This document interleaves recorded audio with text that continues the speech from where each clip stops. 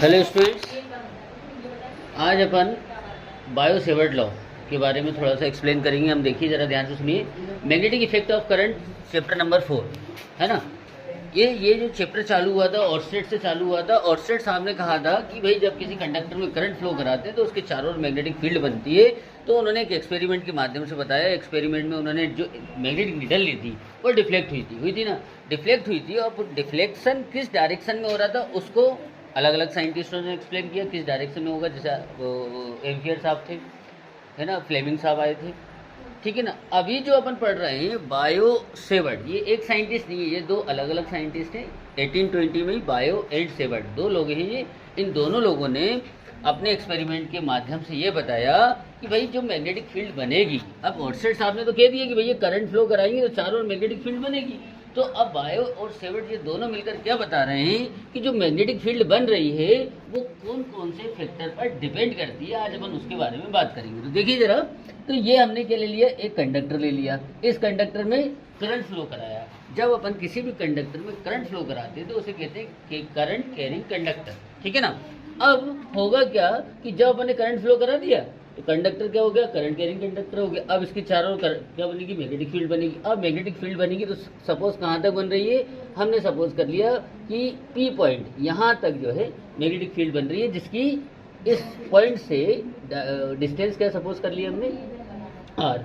अब bio and Savart दोनों ने क्या बताया कि भाई कंडक्टर तो बहुत बड़ा होता है, तो उस कंडक्टर का वो क्या करते हैं कि स्मॉल एलिमेंट ले लेते हैं। तो अपन ने क्या सपोज करा कि एक्स वाई कंडक्टर है जिसमें अपन ने एक छोटा सा एलिमेंट ले लिया डीएल लेंथ का। इस एलिमेंट से आर डिस्टेंस पर एक पॉइंट पी है जिस पर मैग्नेटिक फील्ड की इंटेंसिटी क्या है, डीवी, है ना। ये बताएंगे कि बायो सेवर्ट ये जो मैग्नेटिक फील्ड की इंटेंसिटी है ये कौन कौन से फैक्टर पर डिपेंड करती है। तो देखें अपन कि मैग्नेटिक फील्ड की इंटेंसिटी किस किस पे डिपेंड करेगी, करंट पर।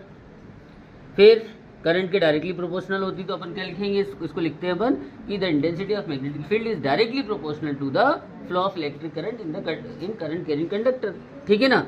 उसी प्रकार सेकंड पॉइंट आएगा कि जो मैग्नेटिक फील्ड है, पहले पॉइंट पे अपन ने क्या बताया कि भाई करंट के डायरेक्टली प्रोपोर्शनल होती है मैग्नेटिक फील्ड की इंटेंसिटी। सेकंड पॉइंट में बताएंगे अपन कि मैग्नेटिक फील्ड की इंटेंसिटी लेंथ की डायरेक्टली प्रोपोर्शनल होती है। तो स्मॉल लेंथ का एलिमेंट है उसके डायरेक्टली प्रोपोर्शनल होगी। अब सेकंड पॉइंट हो गया। थर्ड पॉइंट, अब थर्ड पॉइंट में आएंगे अपन बीच की डिस्टेंस। बीच की डिस्टेंस से पहले आप यहाँ पर एक थीटा एंगल होगा कि जो पॉइंट पी है इस स्मॉल एलिमेंट से किस एंगल पर है, तो अपन ने सपोज करा थीटा एंगल पर। तो थीटा एंगल पर अपन किसका यूज़ करेंगे, साइन फैक्टर का यूज़ करते हैं, साइन थीटा, है ना। तो intensity of magnetic field is directly proportional to sine theta and distance. अब बात आएगी डिस्टेंस की। तो यहाँ पर अपन बोलते हैं कि जो मैग्नेटिक फील्ड की इंटेंसिटी है is inversely proportional to the square of distance between them. उन दोनों पॉइंट के बीच की डिस्टेंस के स्क्वायर के इनवर्सली प्रोपोर्शनल होती है। अब ये क्या मिल गए, बायो सेवर्ट ने हमें चार फैक्टर दे दिए। ये जो इंटेंसिटी है इन चार फैक्टरों पर डिपेंड करती है। अब हम क्या करेंगे, इन चारों फैक्टरों को कंबाइन कर देंगे। चलिए मिला दीजिए सबको। तो D V proportional to I D L sine theta और अपॉन में आर स्क्वायर। जब भी अपन प्रोपोर्शनल को साइन हटाते हैं तो अब क्या आ जाता है, कांस्टेंट आ जाता है, ठीक है ना। अब इस कांस्टेंट क्या लिखते हैं अपन, कांस्टेंट की जगह क्या लिखा अपन ने, के कांस्टेंट हो गया, ठीक है ना।